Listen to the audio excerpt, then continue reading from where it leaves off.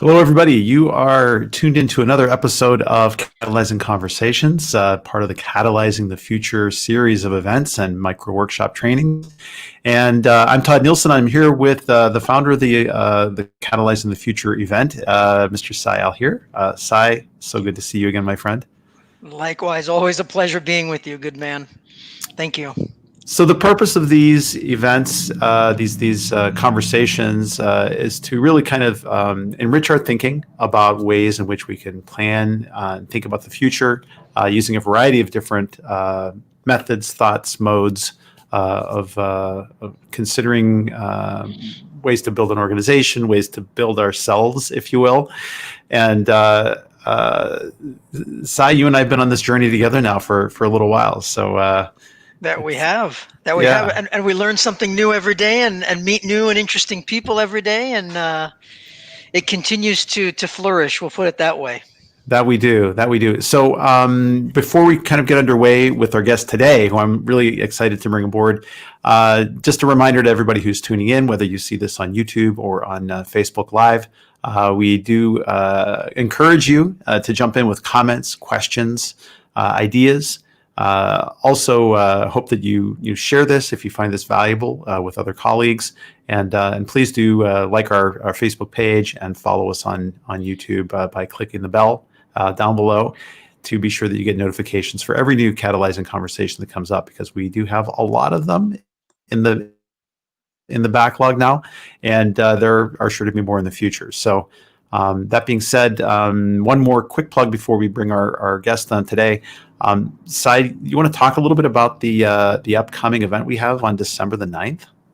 Definitely. And if I can add, Todd, if there are folks that listen to us or watch one of the episodes and are interested in being a speaker, they should reach out to yourself or myself, and we can definitely explore that as well. By all means, we're very interested in seeing who's out there. So December 9th. December 9th will definitely be a day that takes a lot of the conversations that we've been having and make them very practical in terms of these micro workshops that we've been talking about. So it'll be an opportunity to really dive into techniques, practices, habits, things that you can begin to leverage and learn some of those things directly from the experts and the powerhouse conversations that have been unfolding. Definitely more to come, especially next week. But it makes it all real, brings it all together come December. Yes, indeed. So thanks for sharing that, Sai. And I think it's time to introduce our guest. He's been waiting very patiently for us. Our visitor today is Dr. Ilya Grigoris, who says that happiness is a choice. This is his background is as a clinical psychologist, and he is a best-selling, #1 Amazon best-selling author with 7 Paths to Lasting Happiness, I think was his #1 seller. And he's got a new book out that's called 7 Keys to Navigating a Crisis, together with his co-author, whose name I'm going to mispronounce, Con Apostolopoulos, I suspect, something like that. So, anyways, let's go ahead and bring Dr. Ilya in and talk a little bit about happiness and his book work. Excellent. First Welcome, of all, sir. Thank you for having me. It's such an honor to be in your presence. I know people say that usually when they get interviewed because that's supposed to be the polite thing to say. But having talked to both of you one-on-one individually and partaken of your brilliant minds coupled with your good hearts, it's truly a pleasure to be here. Because to me, those are the most important things. A curious mind that's always analyzing and pushing the envelope and thinking outside of the box, but always coming from a place where your heart is full of kindness and gratitude. And I feel like you've bestowed that to me repeatedly. So thank you for that. Ilya, thank you. And sentiment's mutual. I think I speak for both Todd and myself. Sentiment's completely mutual. It's wonderful to have you. Would love for you to introduce yourself to the world so they know who you are and your journey, my good man. That's always a weird thing to talk about. But I'm Dr. Ilya Grigoris. I am known as the Happiness Doctor. I'm passionate about happiness and spreading happiness to organizations, not just in the United States, but in Europe, and now expanding to India, which I'm very, very excited about because it's a huge, it's a beautiful country, it's a huge market, and so I kind of combine happiness and corporate wellness and bring them together. My background, like Todd said, was a clinical psychologist in private practice for the first half of my career. Loved it. Got burned out towards the end, which kind of forced me, to look at elsewhere and transition over to the corporate side, just doing leadership training and development, executive coaching, and really talking about corporate wellness and happiness and happy employees. Back in the day when all the Harvard studies didn't exist, so people would like Ilya, you don't know anything about corporate America. We pay them so they can get to work. That's it. And I'm like, no, there's a whole other aspect of employee engagement, and happiness is a big part of that. I'm so thankful that the studies have caught up with that. And now when I speak, I can back it up, because before it was just some Greek guy talking about happiness at work. So, well said. Forgive me, Todd. Were you gonna ask something, or what have you? No, I'm interested. So the idea of, I guess, is it sort of the concept of positive psychology? That's a comparatively new field, I guess, comparative to earlier psychological study, which was about sort of difficulties or mental illnesses, right? What was that something you studied from the beginning, or is that something you made a transition to as you kind of moved into corporate coaching? I always felt like I didn't belong to the classic, Freudian psychology and neurosis and psychosis and all the, where the focus was always on what's wrong with somebody, and my focus always had been, what's right with somebody. My dissertation was, on Alcoholics Anonymous. So I knew the 12 steps in addictions very well. I studied that. And I was an addiction expert in a lot of ways. When people come in at rock bottom to see, the doctor, they're like, well, my name is John and I'm a drug addict. That's how they come off. And when I got to know them, like, John, you're not just a drug addict.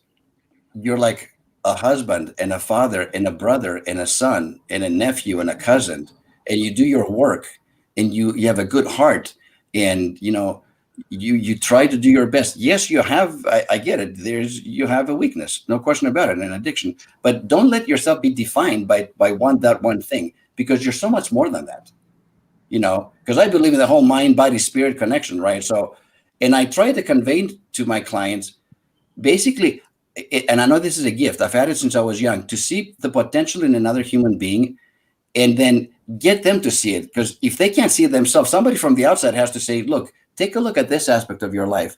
And then through therapy or through coaching later on, like what I'm doing now, is to help them to bring that out and really to live your best life now and your best happy life now. So that's kind of like what I do. Ilya, that's a beautiful expression, because the ability to see the potential of another in another and then really help them manifest it is truly, and you said it perfectly, it's a gift. It truly is a gift. If you don't mind me asking, if you will, this way, as you look at the world and where we find ourselves today, both at a macro level and a micro level, there's a lot of people struggling. What kind of advice or perspective might you offer them, Ilya?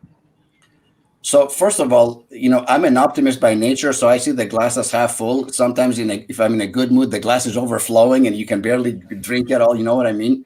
But I'm also a realist. And so let's be real with people. The world right now is facing a multitude of crises simultaneously, which is unprecedented. Obviously, we have COVID-19. Everybody knows about that. But then we have the mental health crisis, where according to the United Nations, there's over 1 billion people suffering from depression, anxiety, and stress. Mind you, no pre-existing condition. These are people as a result of the pandemic. I personally believe that's underestimated. I don't know anybody who's not stressed or has some kind of anxiety or perhaps depression. So I think we're in the billions of people humanity as a whole. So that's crisis number 2. You look at suicide hotline, the numbers are up like never before, as high as it's ever been. You have drug use or abuse, alcohol and so on. All of these things are up because people are coping poorly, I would say, with the things, and they're escaping, if that's the right term. Mm-hmm. Then you have the economic and financial crisis, where you have hundreds of millions of people around the world unemployed, and billions of people feeling either underemployed or financially insecure, meaning I really don't know how I'm going to provide for my family or for myself next month. So that's kind of like a global insecurity. And then you throw into that the political and social and racial strife around the world, or even religious, intolerance and so on, as we're seeing even, right now. So you have four multiple, crises. Human beings are very resilient, I believe, because we've gone through other crises before. I mean, we've been around for thousands of years, right? But we can't. So we can handle one or two crises. I don't know how well we can handle 4 or 5 crises at the same time, especially when there's no end in sight. For example, if the World Health Organization or Dr. Fauci here, came out and said, look, by December 31st, this pandemic is over. January 1st of 2021, we go back to business as usual. The three of us would look at one another and go, are you kidding me? Another 60 days? But, I think we can do it. I think it's possible. Like, we'll hang in there. We'll do it. Is the fact that there is no end in sight, and the numbers, unfortunately, we're heading in the wrong direction, certainly in the US and Europe and India and other parts of the world. It's like that phrase from Game of Thrones, winter is coming. Mm-hmm. And there's an ominous feeling of it. It's like this dark cloud coming. So we're in for another rough 6 months, I believe, before we begin to even see the light, like deep into 2021 before we see the light. So I say all that, and I'm not counting people's personal crises, right? Perhaps a sick child, or having to take care of an elderly parent who's got dementia, or going through a divorce, a relationship issue. We're not even counting those, We're talking about the 4 major crises. So I think it's almost like this giant finger from the sky came and pushed the pause button on humanity. Now, this is where it gets interesting, because I think there's a lot of great stuff that are coming out of this. And the optimist again. And the pause basically is, what is this life all about? Like, seriously think and ponder about, because normally we're in the rat race and we go from one thing to the next, back and forth, without seriously pausing and thinking about what's really important. For me, as I go around the world and speak on happiness and wellness, I've added one more statement now as a result of the pandemic. Do not procrastinate your happiness. Happiness now. That's a definitive statement. Just like happiness is a choice, practice happiness now. Don't wait. Very well said, my friend. So are people truly asking the question of, as we're pausing, are we really asking the question of what is our life all about? Are we looking as to how we can achieve joy, flourishing, happiness, what other labels we may apply? Are people embracing the opportunity? I think some people are embracing the opportunity. What's really interesting is that during any crisis, there are 4 different personality types, you would say, of how they handle the crisis. And this is fascinating. The first type is called the victim. And the victim basically, why is this happening to me? Poor me, why is this happening to me, right? Classic, as if it's not happening to 7 more billion people. That's another story. The second type is what we like to call the critic. Now, the critic, regardless of what the federal, state, or local government, or the World Health Organization, or the United Nations, no matter what anybody says in position of authority, they criticize everything. For example, Ilya, you should wear a mask when you go outside all the time. Well, that's stupid. Okay, Ilya, when you go outside, never wear a mask. What are you trying to do, kill me? It doesn't matter which side it goes, they criticize everything. Then we get to the third type, which we call the bystander. Now, the bystander, mind you, a good person, but it's almost like somebody with a deer with the headlights look. Like, they're so frightened by all the changes, and they literally don't know what to do. So they're frozen in fear. They look to their neighbor, they look to the left, they look to the right, but they do nothing. And what all 3 of these personality types have in common is they offer no solution, no positive outcome. Mm-hmm. Okay? And fear is real, by the way. And I want to say, as a side note, there's a big difference between danger and fear. Mm-hmm. Danger is real. If somebody comes and coughs in our faces, we're in danger. That's a fact. That's not a political statement. That's a fact. Fear, on the other hand, is not your friend. You don't want to make decisions either on a personal level or a professional level or even on an organizational level, because I speak to a lot of HR directors. You don't want to make decisions based on fear. So that's kind of a side note. We can talk about that later. Now we get to the fourth personality type. which we call the Navigator, and which was the premise of the book, 7 Keys to Navigating a Crisis. And the Navigator, first of all, starts off with a positive attitude, meaning that this too shall pass. I know humanity, we're getting our butt kicked right now. No question about it. The numbers don't lie. And I think that the numbers are even underreported, I think, honestly. I think there are a lot more people who are infected asymptomatically that don't even know about it and that haven't been tested yet. But we believe that even though we might be down on one knee, that this too shall pass. Humanity has survived other things before, like you said, World War II, the Great Depression, financial. We'll overcome this. And then they practice self-care, which to me is the most, especially when it comes to the mental health crisis. The number one issue facing organizations right now, whether it's for-profit or non-profit, multi-billion to, just small companies, are these. Because I talked to both of them. The number one issue is ensuring the mental and physical well-being of their employees. Now, think about that for a minute. That wouldn't even make the top 10 in the old days. Seriously. But now it's number one. And then, of course, you go to, how do you maintain employee engagement, effectiveness, and productivity? Well, that's to be expected. You can't have number two right now until you take care of number one. So when the book came out, initially, Coach Khan and I, Apostolopoulos, and you pronounced that right, Todd. Very impressive with you. I'm very impressed with you. I'm rejoicing because I always mess up names, so thank you. Apostolopoulos is not an easy name, even in Greek, to say. But anyway, I'm teasing. He's like my brother and my best friend. We originally wrote it for individuals, help individuals, across the world to navigate a crisis. What we didn't anticipate was, I want to say maybe by the middle of June, as the economy began to open up again, organizations and companies now started to come to us and say, we don't know what to do with our employees. They're traumatized, they're upset, they're depressed, they're anxious, they're afraid. Help us to help them navigate through this crisis. So that was kind of an unintended consequence, I guess you could say. So back to self-care. Self-care is really the most important thing.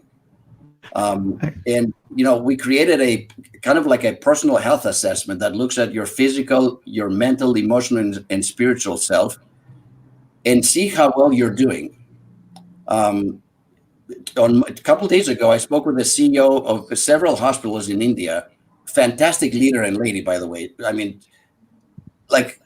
this is another side note, I digress.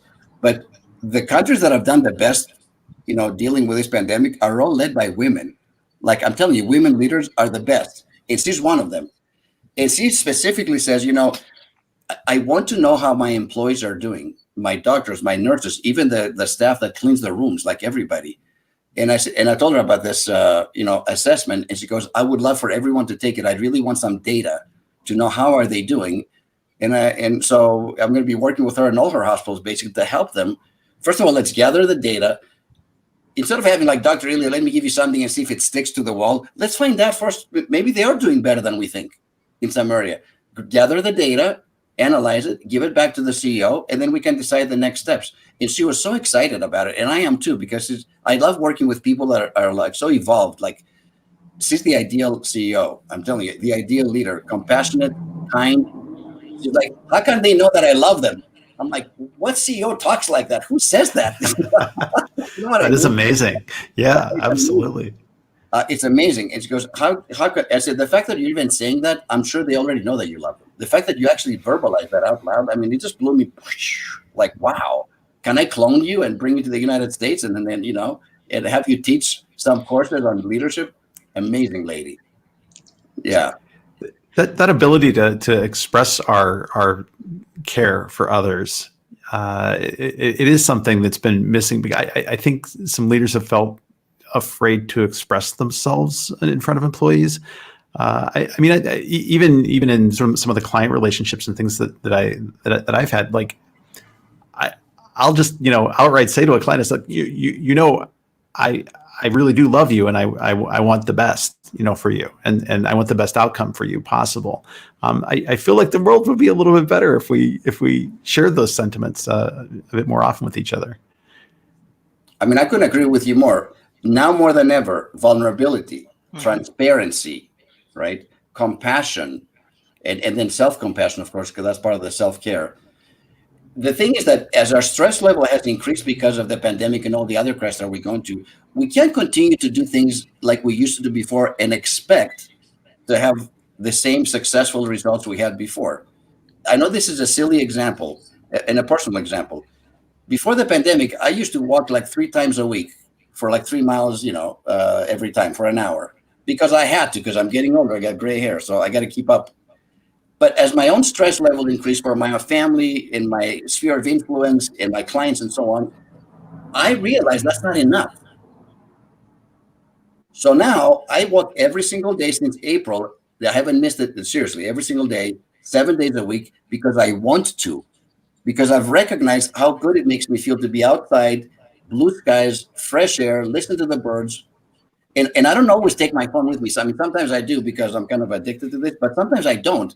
And I just walk and I talk through the universe and I communicate, and more importantly, listen.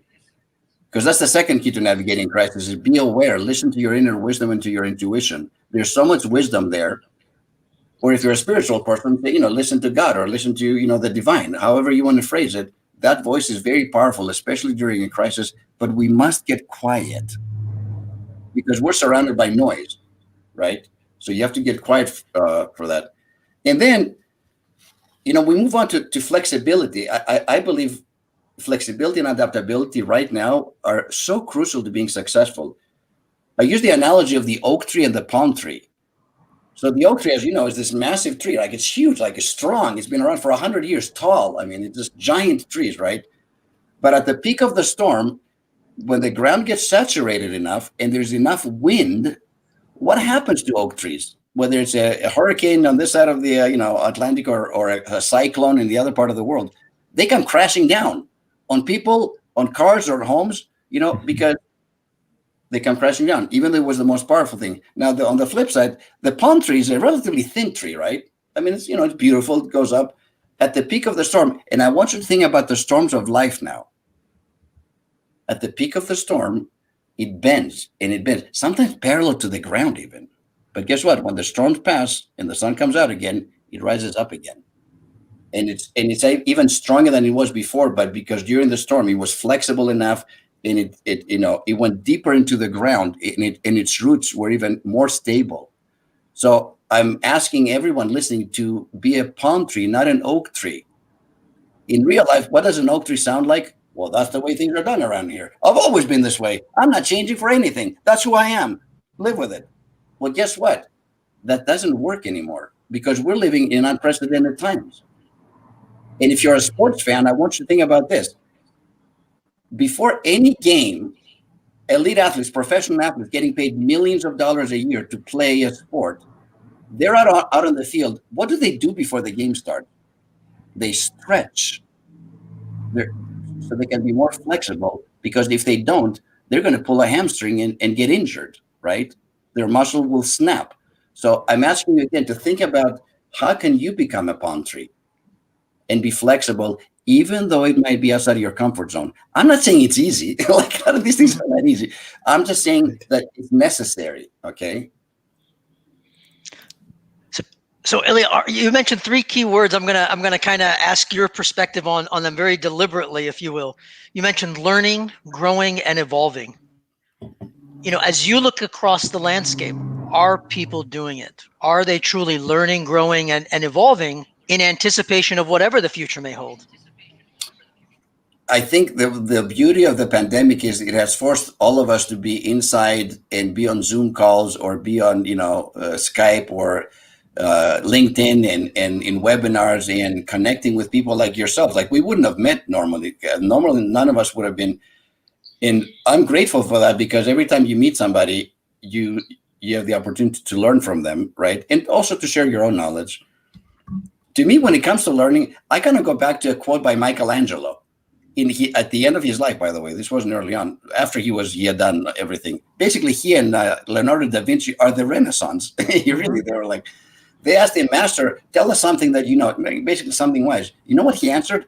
I am still learning. Who said that? Michelangelo. This is after David.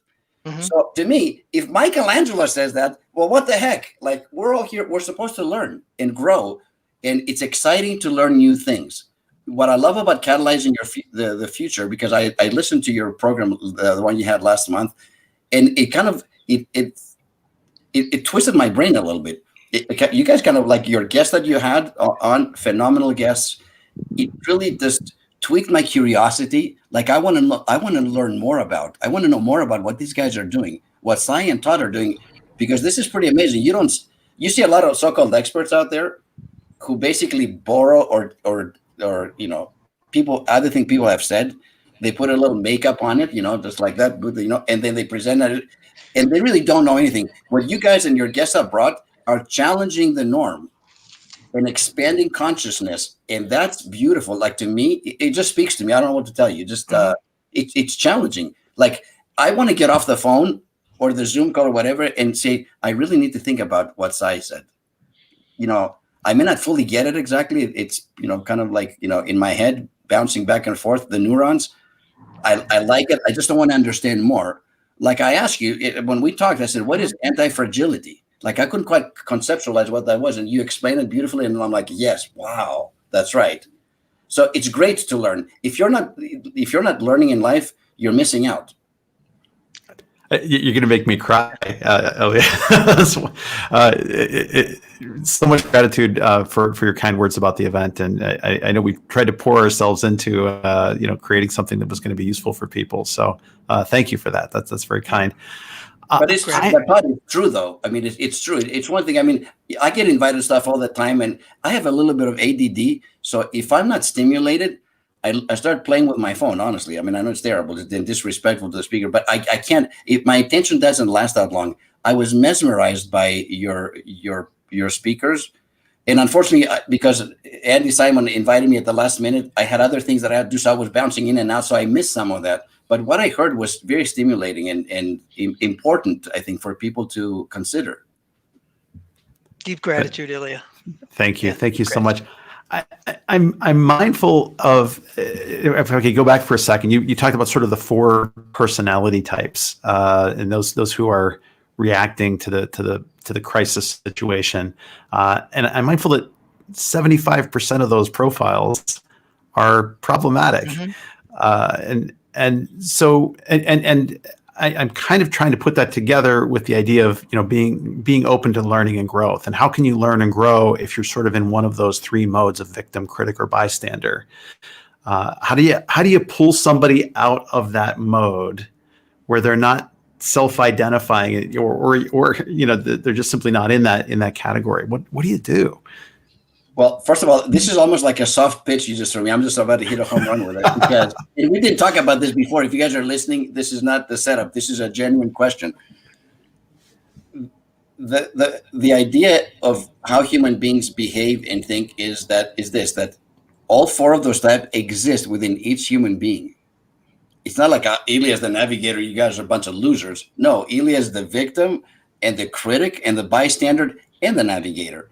In practicality, when everything shut down in March, all my speaking engagements around the world got canceled within a week. I got the emails, sorry, canceled, shut down. And you know what? I was the victim.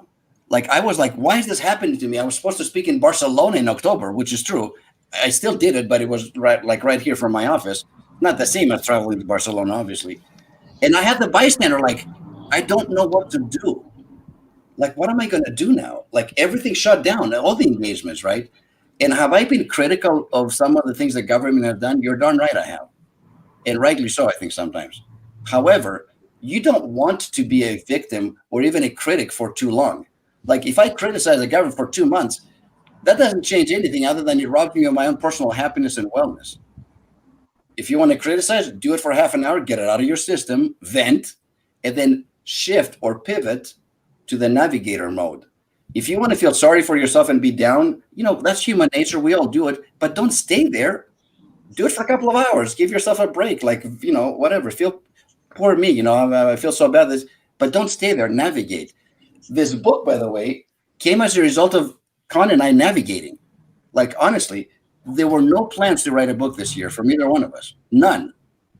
And yet we realized, well, we can't give our talks. We can't do our seminars right now. We can't do our, So what do? So we navigated and produced a piece of work that I feel like is timely and practical and has helped a lot of people already.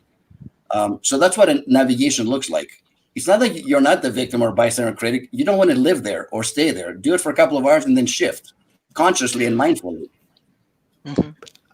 I'm so excited about this. I just got to say, because the last conversation we had was with Lawrence Barrett, who was talking about sort of the problems with authenticity, or nobody is necessarily authentic, as in sort of one persona, that we actually shift between various sorts of authenticity over time, and that really tracks, with what you're saying, and I just appreciate that connection.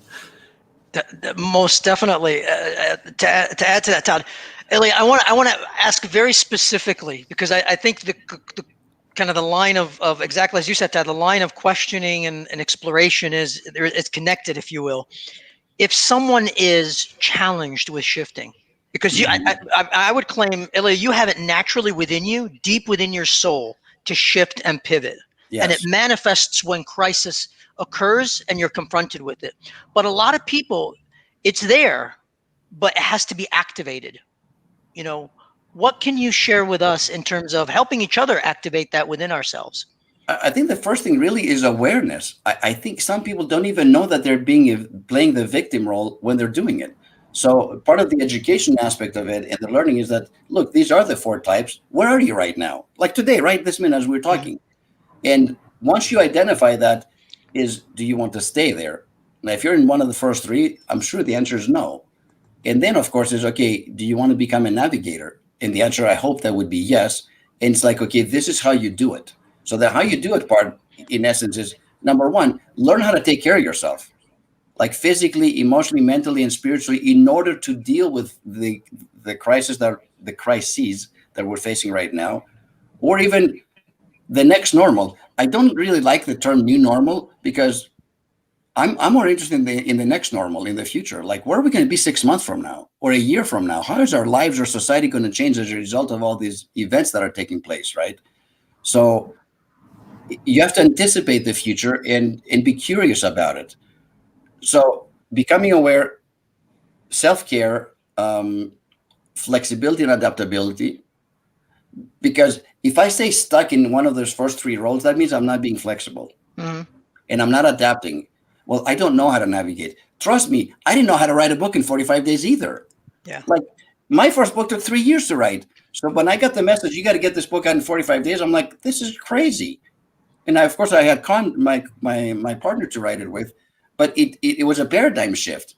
Like, when you put your mind and heart and soul into something, you can get a lot of things done. I didn't know my own, capabilities until now.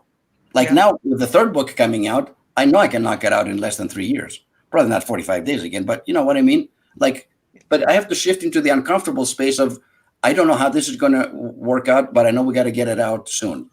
Yeah. And somehow it happened. I don't even know how it happened. So, Ilya, to that point, and I really want, because a lot of people will listen to this and will say, hey, I really want to put this into action. Yes. If if someone says, I see someone who's embracing the 3 of the 4 types, if you will, of perspectives, what can I do? What immediately can I do to help that person begin to pivot, begin to shift?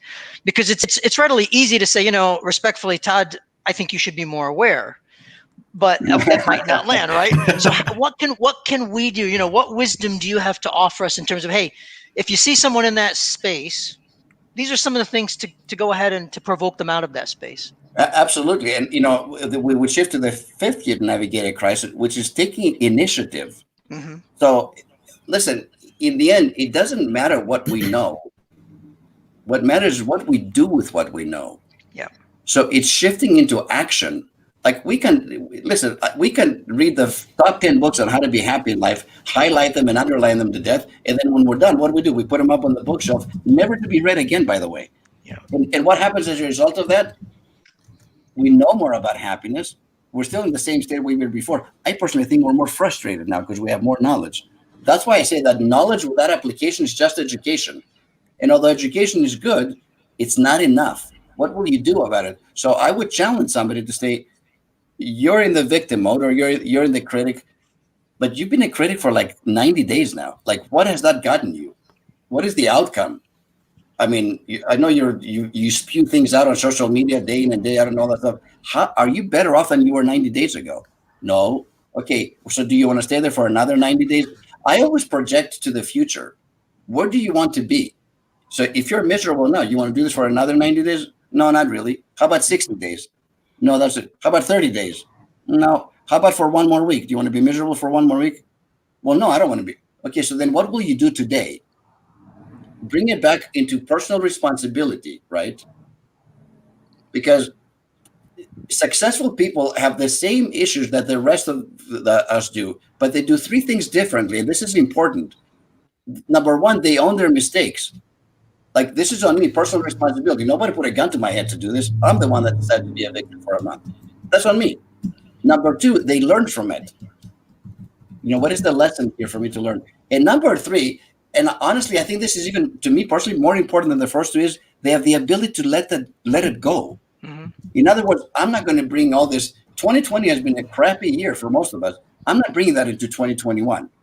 As a matter of fact, I'm not even going to bring it into next month, or even next week, or even tomorrow. And then you kind of dial it back, because I still have the choice. And that's the sixth key to navigating crisis, which was positive attitude. I can still choose how I react to so many things which are out of my control. My attitude plays a huge role in that. Mm-hmm. That's not to say I don't have bad days. Don't get me wrong, but I'm not going to have two or three bad days in a row, because I choose not to do that.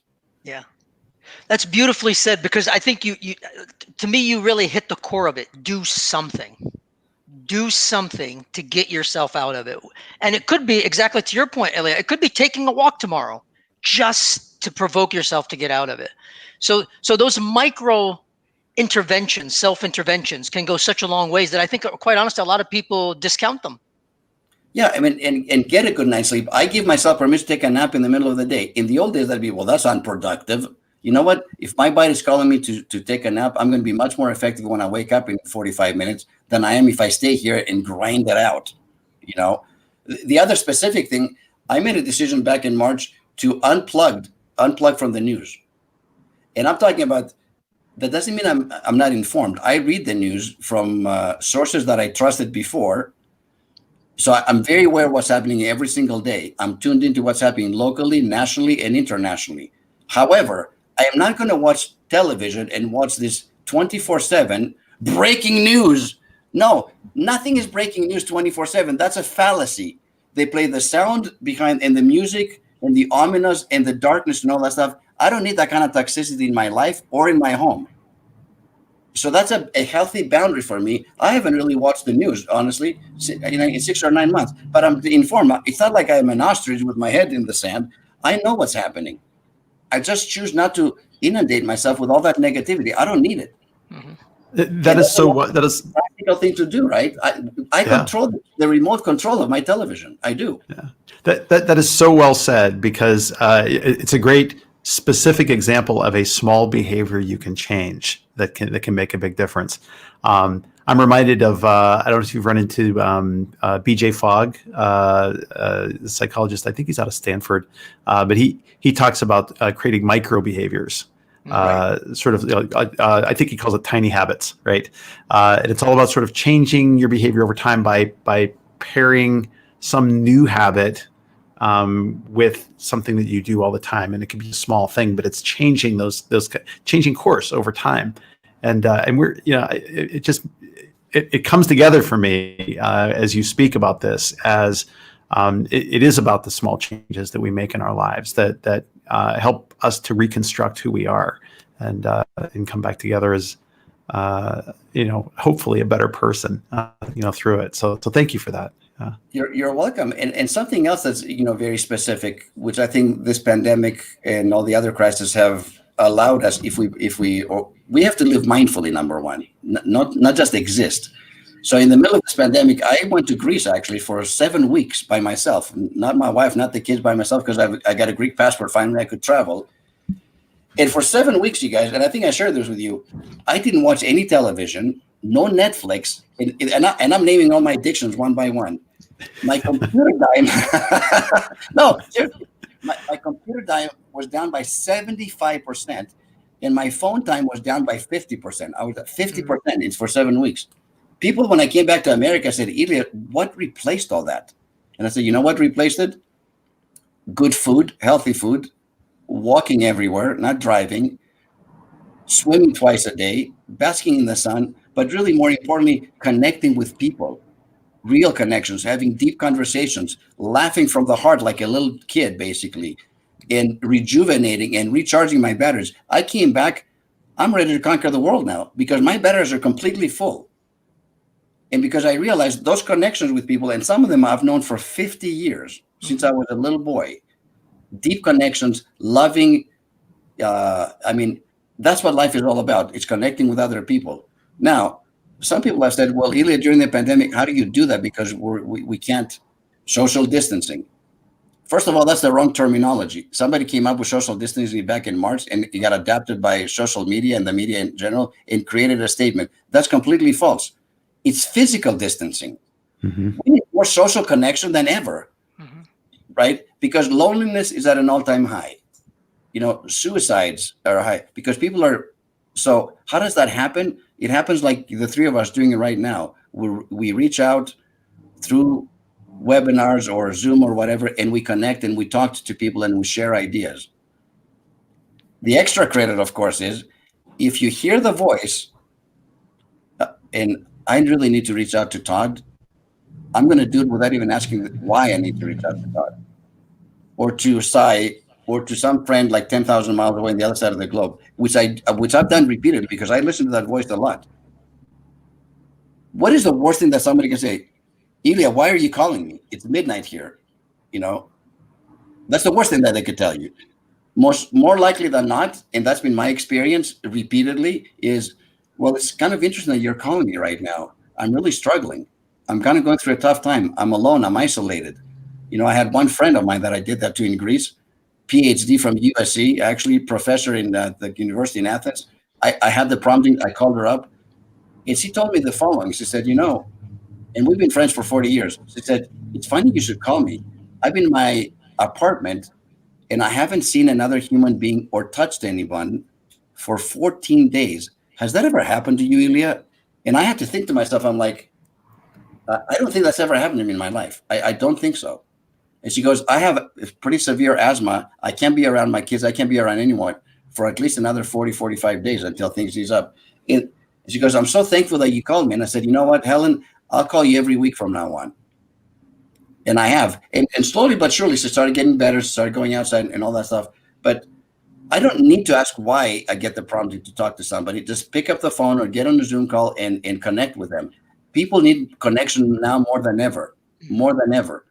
And the last path to both happiness and to the 7 keys to navigating crisis is be kind. I know we started with self-care, be kind to yourself, but we end up with being kind to other people. So I challenge people to go outside of themselves and show acts of kindness, whether it's a smile, a call like we just talked about. Just say, I'm thinking about you. How are you doing? How are you really doing? Like when I talk to HR people, I'm like, forget the normal. How are things going? Because everybody's going to say, fine. I'm like, no, shut the door, get close to the camera, say, how are you really doing? How are your kids? How is your spouse? How's your family? Is there anything we can do as an organization to help you? That level of compassion. What's been very interesting, you guys, is that I've gotten pushback from people asking them to be more kind and extend their kindness in acts of service, to the point where people have said, and I quote, what am I, my brother's keeper? People have actually said that to me. Wow. Like, no, you're not your brother's keeper.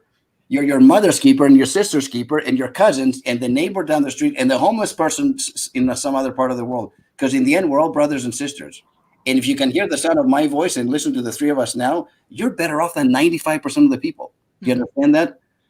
I know you're struggling. I know you might be depressed. I know you might be anxious and stressed, but there's somebody else worse off than you. I promise you that. All you got to do is look around. There are opportunities galore for that. So that's my pushing back, because I'm not going to take it. Like, you know what? There's so many people in need.